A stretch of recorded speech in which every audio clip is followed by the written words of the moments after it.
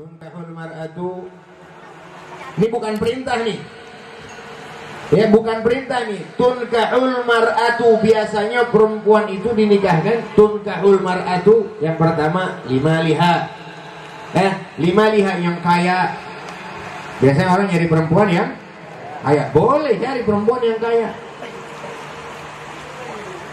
yang tanahnya lebar, kontrakannya jangan banyak-banyak dah, 70.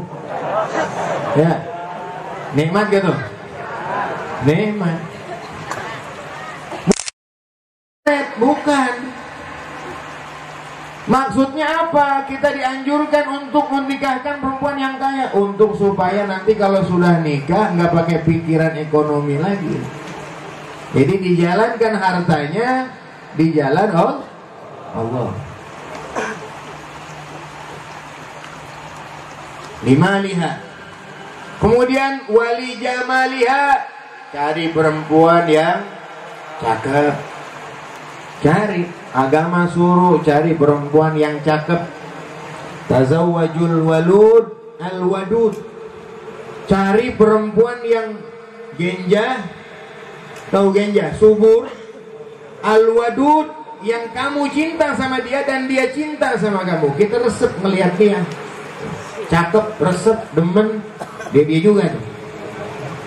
Resep. Cakep ini relatif.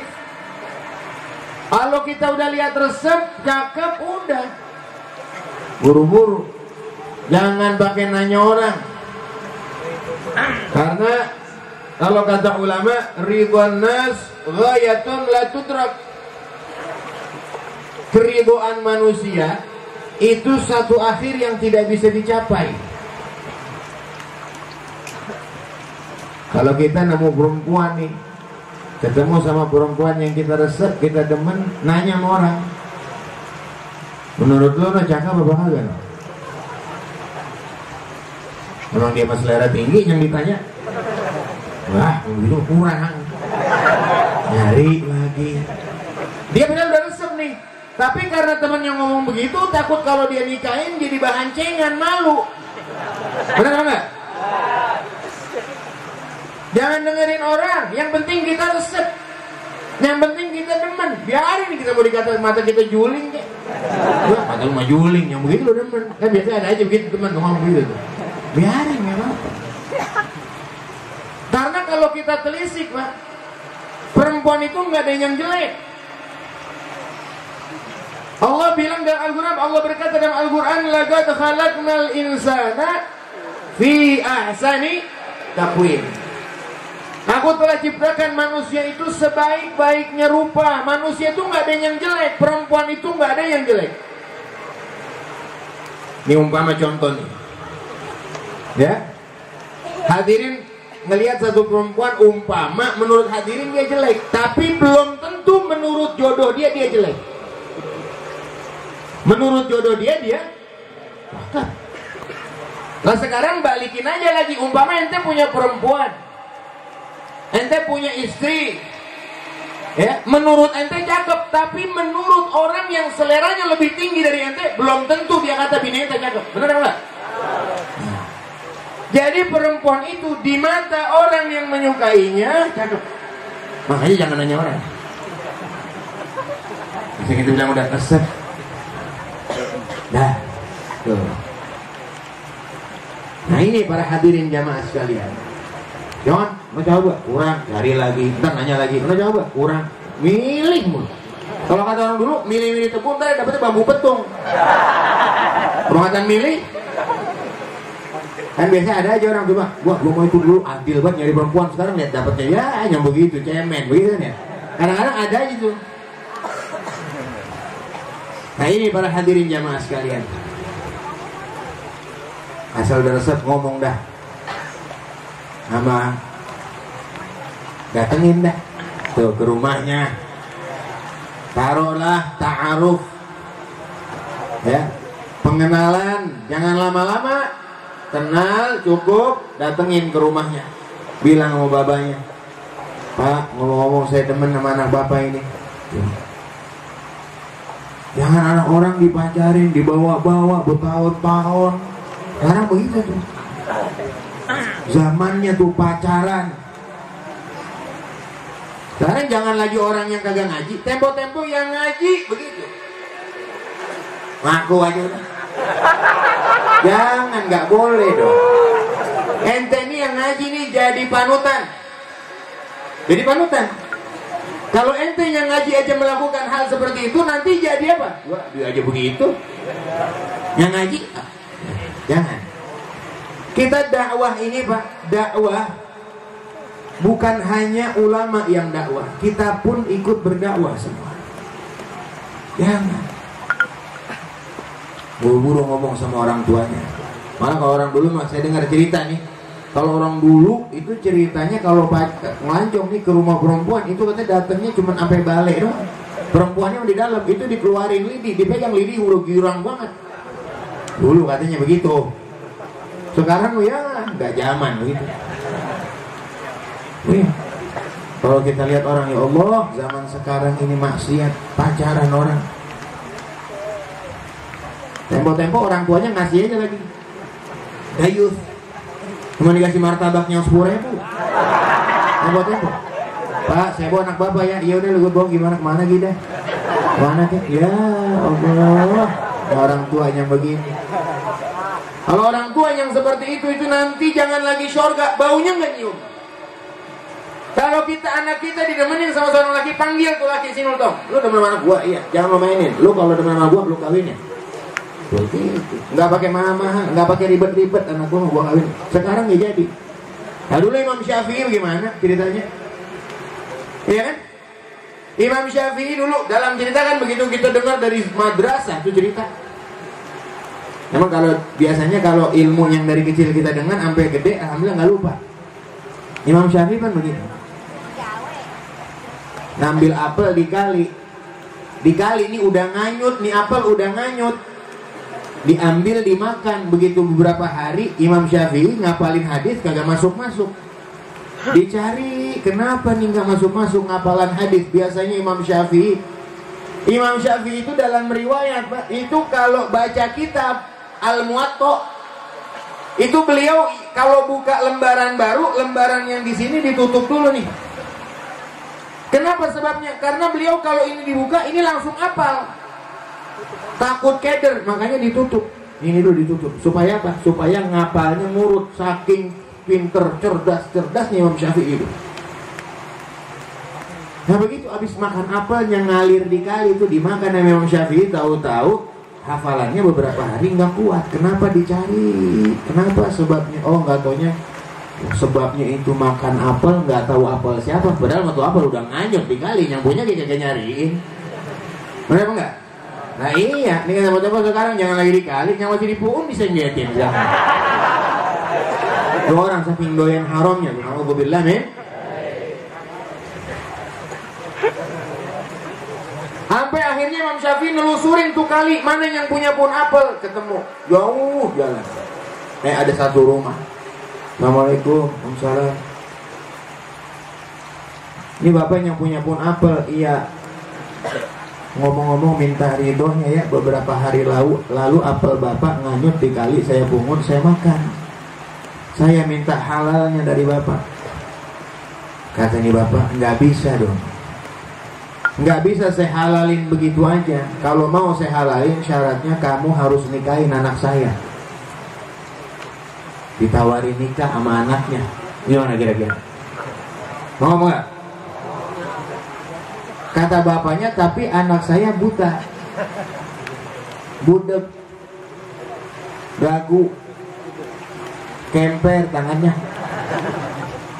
gempor lagi. Apa yang mau diharap? Nah, kalau yang mau lagi itu kabur. Mana lu mau maafin kagak? Tapi Imam Syafi'i saking pengen halalnya beliau katakan siap. Yang penting bapak halalkan apel yang saya makan. Tuh Imam Syafi'i radhiyallahu.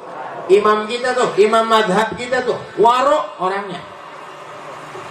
Imam Syafi'i biar kenal nih, namanya Syekh Muhammad bin Idris Asy-Syafi'i radhiyallahu Kenapa dinamakan Asy-Syafi'i? Karena kakek buyutnya ada yang bernama Syafi'. Nah, kakek buyutnya yang bernama Syafi' itu adalah sahabat Nabi Muhammad SAW. Beliau bangga mempunyai kakek yang menjadi sahabat, makanya dinisbatkan kepadanya Asy-Syafi'i. Namanya aslinya Muhammad bin Idris. Siap saya nikahin, yang penting bapak ridho. Lah langsung dinikahin. Saat itu juga nggak pakai ribet.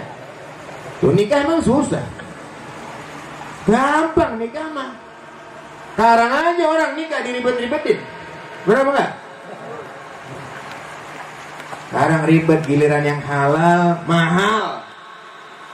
Giliran yang haram, tadi saya katakan martabak 10.000 haram. Dibawa tuh anak ngayap, nggak tahu diapain tuh anak. Ya Allah, dinikahin, langsung tuh nikah, hijab gobul di situ juga. Begitu dinikahin, dikasih unjuk noh, kamar anak saya di sono.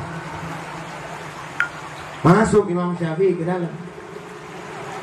Begitu masuk ke dalam, nyampe dalam, tahu-tahu ada perempuan cakep banget.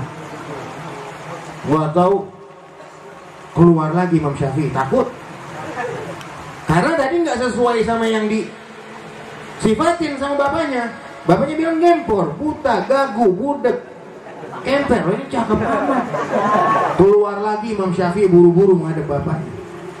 Kalau model kita mah perempuan cakep, mau mendingan dah begini mana, gitu-gitu kalian. Nikah Imam Syafi'i saking waronya takut keluar lagi. Pak, bapak gimana? Itu perempuan bener, itu anak bapak. Kamarnya, iya bener itu. Nah, itu kok cakep amat. Tadi katanya buta. Buta maksudnya anak saya nggak pernah ngelihat yang haram. Budek maksudnya anak saya nggak pernah dengar yang haram. Gagu nggak pernah ngomong yang haram. Kemper nggak pernah nerima barang haram. Gempor nggak pernah jalan ke tempat yang haram. Tuh pilih perempuan yang begitu. Mau nyari perempuan di acara organ tunggal. Yang mau bener dapat perempuan begitu. Di mall, kita ke mall lah. Nyari perempuan nyuci mata dikit. Bukan nyuci mata, ngeres. Nyuci mata. Nah ini para hadirin jamaah sekalian tuh. Balik kepada tadi, jadi cari perempuan yang cakep boleh. Kemudian yang ketiga kata Nabi, cari perempuan yang turunannya bagus. Turunan bagus. Anak ustadz, ya alhamdulillah nih Sa'i dapat anak ustadz. Alhamdulillah.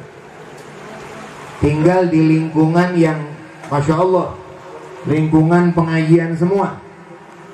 Nah, ini cari juga tuh perempuan yang lingkungannya baik, tetangga-tetangganya baik, lingkungan pengajian, apalagi bapak emaknya. Bapaknya ustadz, emaknya taat, itu pilih yang begitu, keturunan yang bagus. Hasad. Yang terakhir walidiniha, yang paling penting cari perempuan yang solehah, yang ada agamanya. Maksudnya ada agamanya, didikan agamanya kuat. Biarin nggak dapet yang 3 awal, umpama fadfar bidzatiddin taribat yada, kata Nabi SAW. Maka bahagialah, sukseslah seorang lelaki yang mendapatkan perempuan yang solehah, yang ada didikan agama. Karena didikan agama tidak hilang walaupun dengan berjalannya waktu. Kalau cakep, mungkin sekarang cakep, ntar kalau udah kira-kira tua mah ya, iya, kan begitu. Apalagi tempo-tempo. Kan kemarin baru saya terangin di pengajian, perempuan makan sifatnya seperti dunia, sama. Awalnya doang bikin indah. Ini kalau perempuan yang nggak soleha nih, wah dandanannya mah cakep, waktu jadi perawan mah, iya, matching di mana-mana cakep, dandan kayak bibir merah, nggak boleh tuh. Ya, perawan sekarang banyak kan pakai bibir merah, padahal nggak boleh tuh, haram hukumnya. Gak boleh dimanis-manisin. Entar aja kalau selalu jadi laki, udah jadi bini, Udah. Ya, mau dandan kira ada awang. Paling kalau mau kondangan doang dandan. Tuh kalau perempuan yang kurang open melaki, nggak soleha begitu. Kalau gue mau kondangan aja gitu 3 jam dandan kagak pindah dari kaca. Coba kalau ngadepin laki, ya dasar sambungan. Mana tempel koyo, baunya minyak angin, ya. Mestinya kan kalau perempuan yang soleha dipandang laki selalu nyenengin, ya. Dan yang cakep, pakai tuh bibir merah, pakai pacar, pakai sifat mata, biar wangi. Tuh perempuan dandan kalau depan laki, begitu kudunya. Ntar laki mau pulang nih kerja nih, tungguin, ya. Tungguin laki. Begitu pulang kerja, bang mau apa bang? Iya. Begitu pulang kerja, ya Allah abang baru nyampe, copotin dasinya. Oh, begitu. Gimana bang, ngojek rame?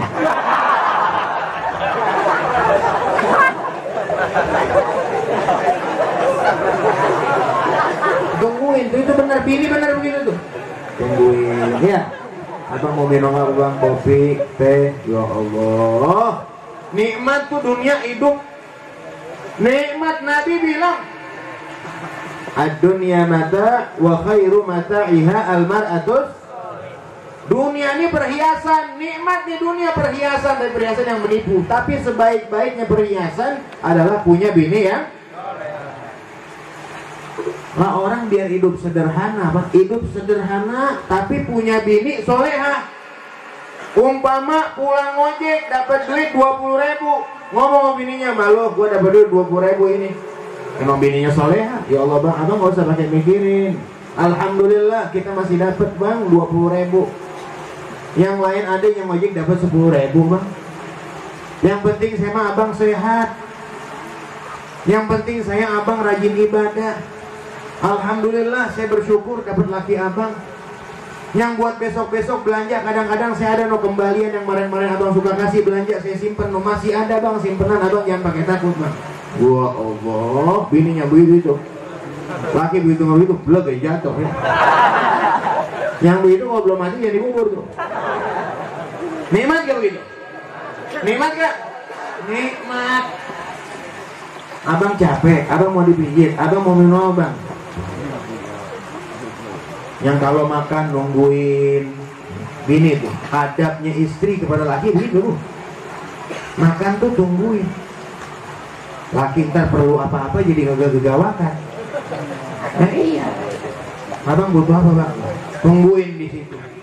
Jangan laki minta makan, halo makan, ini doa sendiri apa? Omongan banget lagu. Ya Allah. Pulang dari mana-mana, ngojek, assalamualaikum, waalaikumsalam. Malam ini ngojek dapat 20.000 ini. Gua, abang mau gimana sih bang? Abang mana aja ngojek? Abang aja juga sih goblok ngojek ya bang. Yang baik. Oh, so. Nikmat gak begitu? Biar kaya orang, kalau punya bini yang kagak soleha nggak nikmat. Nggak nikmat, tidak ada kenikmatan. Makanya cari perempuan yang soleha. Cari yang didikan pesantren, ada didikan agamanya, cari. Kalau perempuan mau nyari laki, mau nyari suami, syaratnya cuma satu, cari calon suami yang bertakwa dah. Satu, dan pesan Sayyidina Hasan tuh begitu. Zawwijha biman yattaqillah.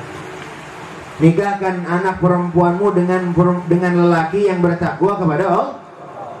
Itu syarat perempuan kalau nyari yang bertakwa aja. Kenapa sebabnya? Karena Allah sudah janji dalam Al-Quran, kalau mereka bertakwa, in yakunu fuqara yughnihimullah min fadli. Kalaupun mereka fakir, akan Allah berikan kekayaan. Itu yang jamaah pengajian, jamaah majlis yang adabnya bagus, akhlaknya bagus, begitu. Cari mah. Tuh jangan nyari yang pakai anting, ya, yang ngetrek, anak geng. Kadang-kadang kan perempuan sekarang ada juling, makanya.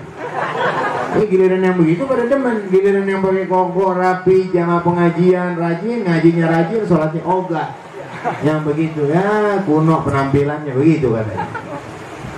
Nah ini para hadirin jamaah sekalian, alhamdulillah ya, tadi akad nikahnya sudah dilaksanakan. Kita doakan sekali lagi, mudah-mudahan rumah tangga keduanya, khususnya ini pengantin baru dan umumnya kita semua, rumah tangga kita biar dijadikan rumah tangga yang sakinah, mawaddah, warahmah, amin ya rabbal alamin. Dan yang belum nikah juga kita doakan mudah-mudahan biar dapat jodohnya, orang baik, yang solehin ketemu yang solehat, yang solehat ketemu yang solehin, amin ya rabbal. Dan juga Bapak Ustadz Maksum yang besok akan melaksanakan resepsi, diberikan keberkahan oleh Allah Subhanahu wa taala, amin ya rabbal alamin. Sekian yang saya sampaikan, mudah-mudahan bermanfaat buat kita semuanya. Hadanallahu wa iyyakum ajma'in. Wassalamualaikum warahmatullahi wabarakatuh.